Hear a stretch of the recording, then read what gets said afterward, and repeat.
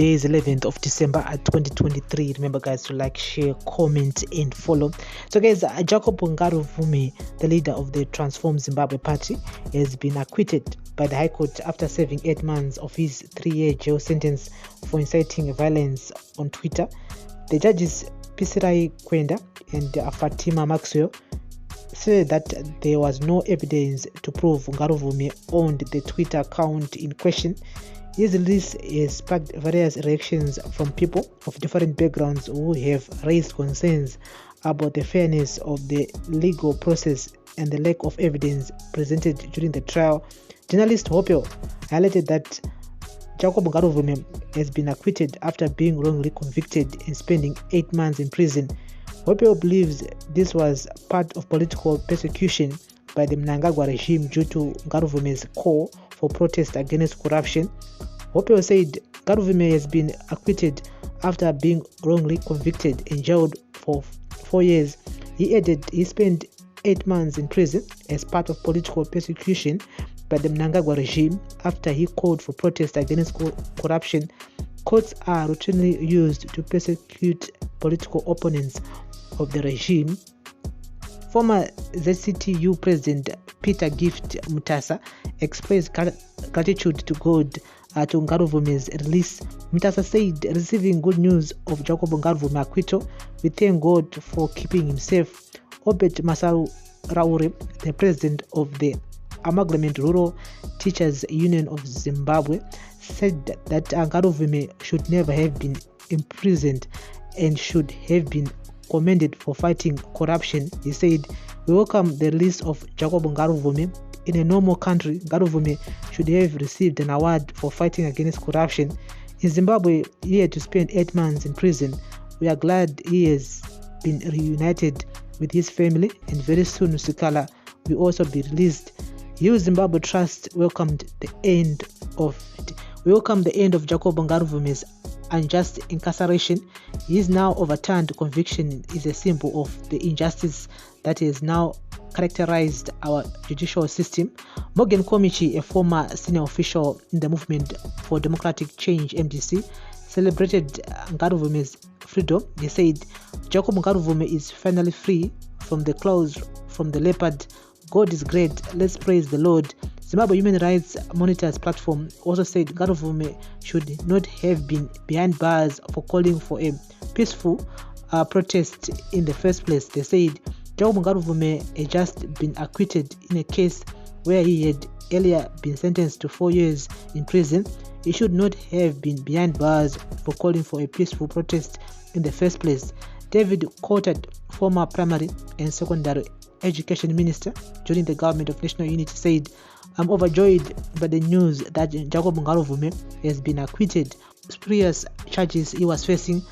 I'm proud that he was unjustly jailed for 8 months and hope that he can sue the state for his grave travesty of justice.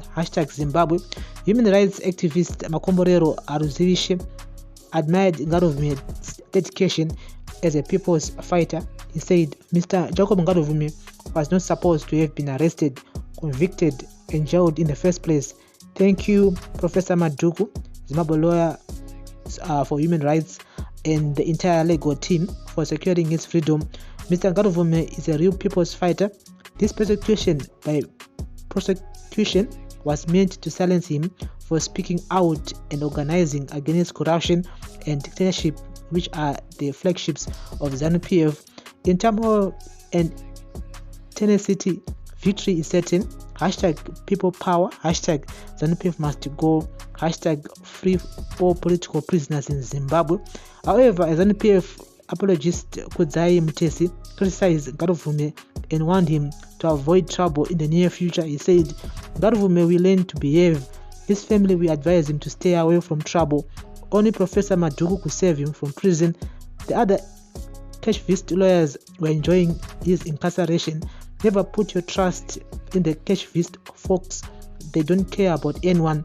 Some believe that Ngarivhume was intentionally imprisoned to prevent him from participating in the 2023 harmonized elections, which took place between August 23 and 24.